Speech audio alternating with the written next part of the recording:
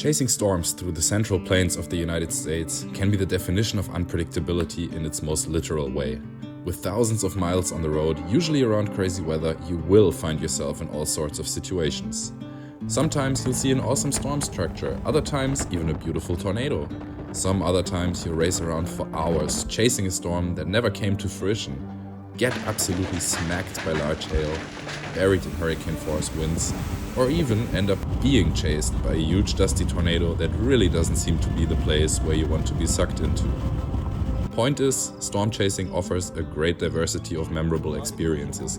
Beautiful ones, very scary ones, and even sometimes pretty cute ones.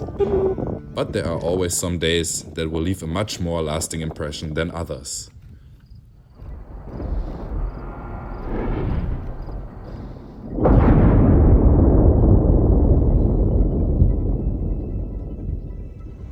Our story begins along the border of southern Colorado and the Oklahoma Panhandle, where ingredients were coming together for a threat of multiple rounds of supercells that were about to blow up into the energy-rich sky during the afternoon and late evening hours. Our very first supercell of the day came racing towards the town of Boise City and, luckily for us, moved right towards a quite familiar foreground around the area.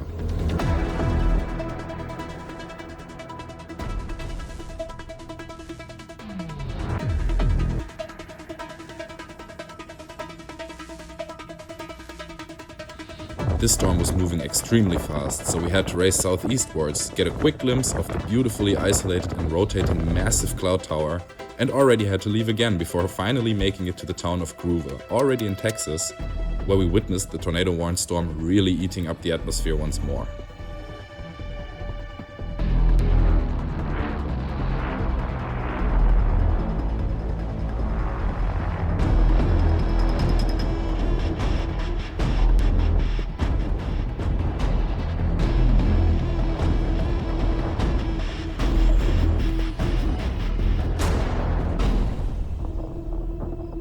With no roads left to stay ahead of this racer, we had no choice but to abandon it, taking a last look at our first supercell of the day as it raced away into the distance, with the darkness of dawn slowly creeping in.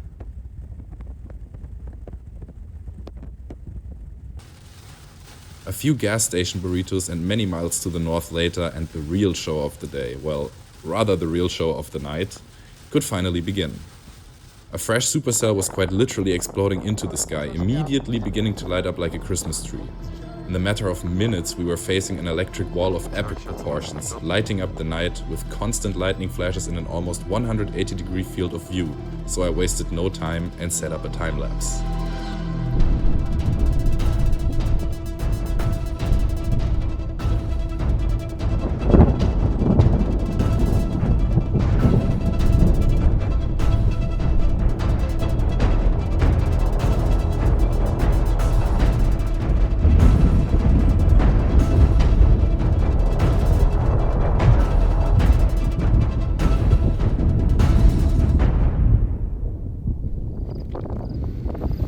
Just like our daytime storm, the supercell was quite fast, so after getting tornado warned, swallowing Boise City and racing towards us, we moved out a few miles to the south and once more waited for its arrival.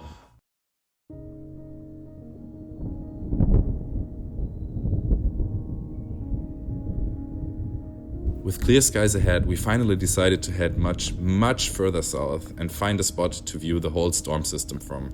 So about an hour later, we stopped just short of Sunray, a small town east of Dalhart, and finally had some time to really appreciate the barrage of flashing supercells that were shining in a ghostly white, lit by a very bright moon in crystal clear air.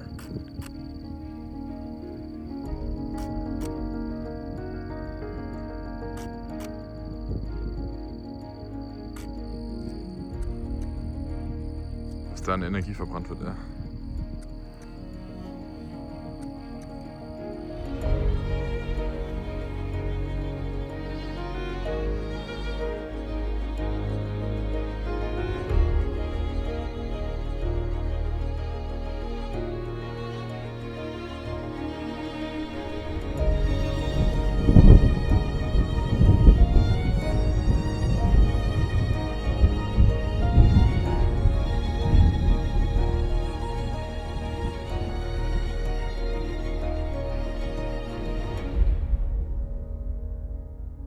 While the initial supercell slowly faded from view, a new leading edge storm had already developed, closing in ever so slightly, but being visually blocked by its own outflow. So we decided to inch a little closer and try to get to the backside in hopes of having a clear view of the insane lightning activity that was once more lighting up the night.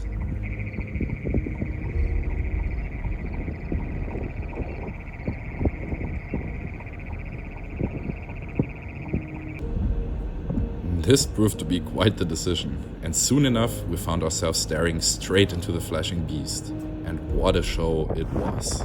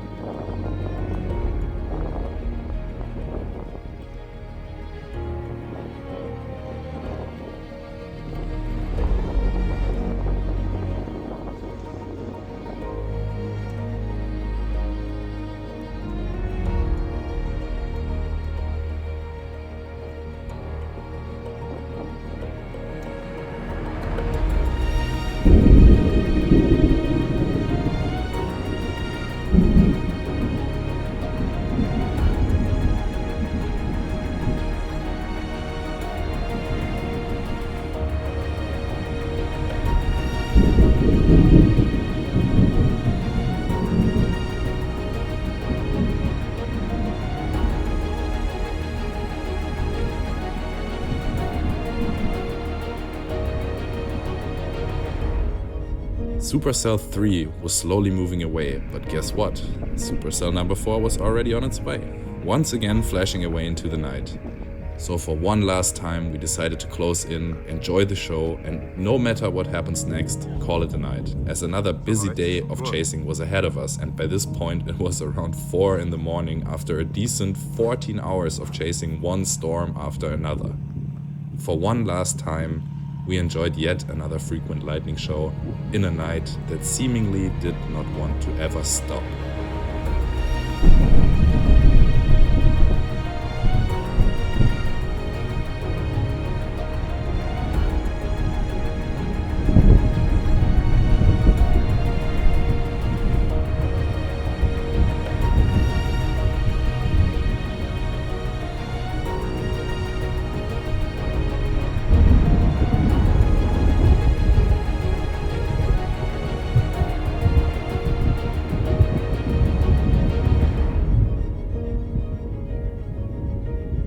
Well, there you have it. If you want to make a storm chaser happy, just give him 4 or 5 supercells in a row, a whole bunch of lightning, and some awesome things to shoot and experience.